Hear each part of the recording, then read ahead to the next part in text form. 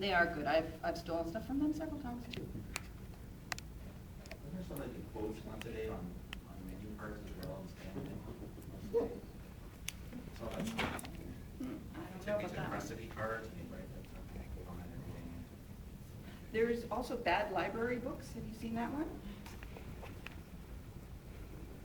Even something like Post Secrets is a good example of contact. Yes. Postcards that people send with secrets and you stuck them on a website and it's sort of escalated and just snowballed into something really huge. Yes, it's, the problem with that was that initially, I think all of those secrets were true. But now I think people, it's like Overheard in New York. Some people are just making them up and sending them in.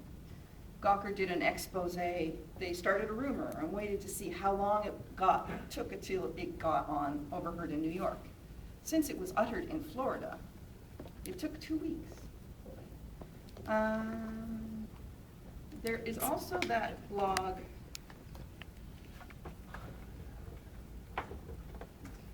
where the fellow just photographs airline meals. The largest site about airline meals in the world. You know, I think that people are drawn to weird passions. Like, the more you care about what you're doing, no matter how nutty it is, the more people are attracted to it. I've seen this 1,000 times. I've seen this on blogs. I've seen this on when I worked in retail. If you've got a pile of the world's most hideous sweaters and no one is going to buy them, all you do is you go over there and you start making a display out of those sweaters.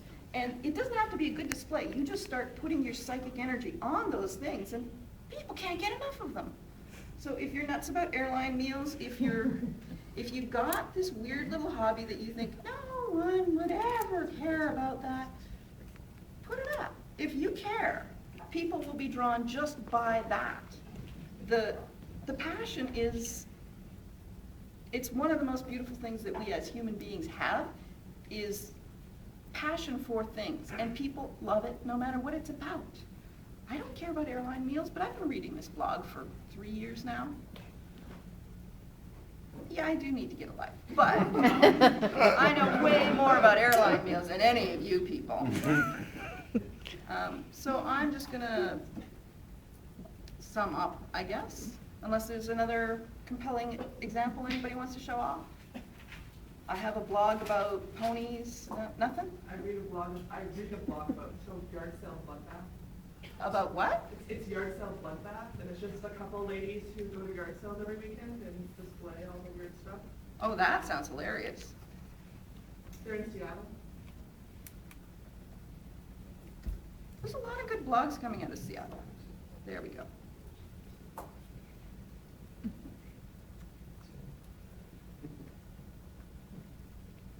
We talk about different people. As you read, you actually run into the same people over and over again. Oh, yeah. Different characters, different names, different things. Oh, I'd buy that. It looks like something on Etsy.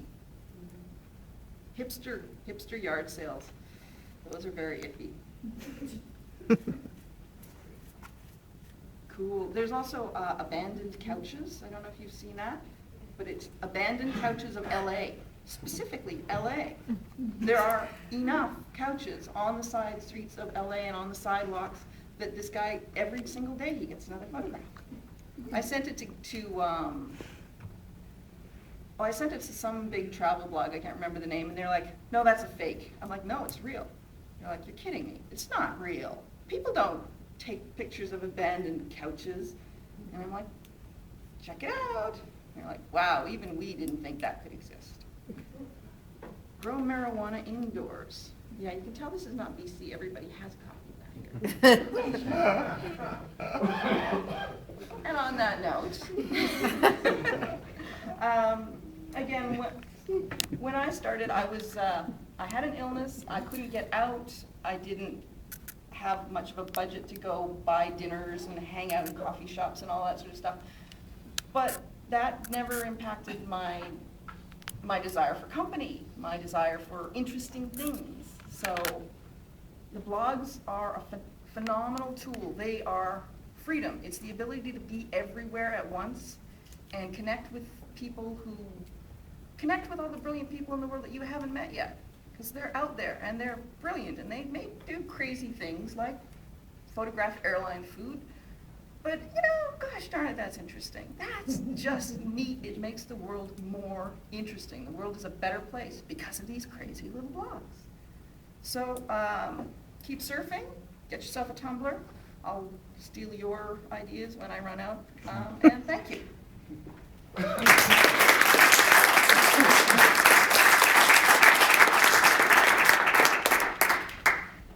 Lorraine, that was great. We have another 10-minute break. Culprit is MIA sort of. He's not sure if he's going to make it. He's going to try and make it, is what he said, for 12:40. So we have a couple more minutes to see if he'll make it. We'll do our 10-minute break anyways. So you don't have to go wash or anything. And this time,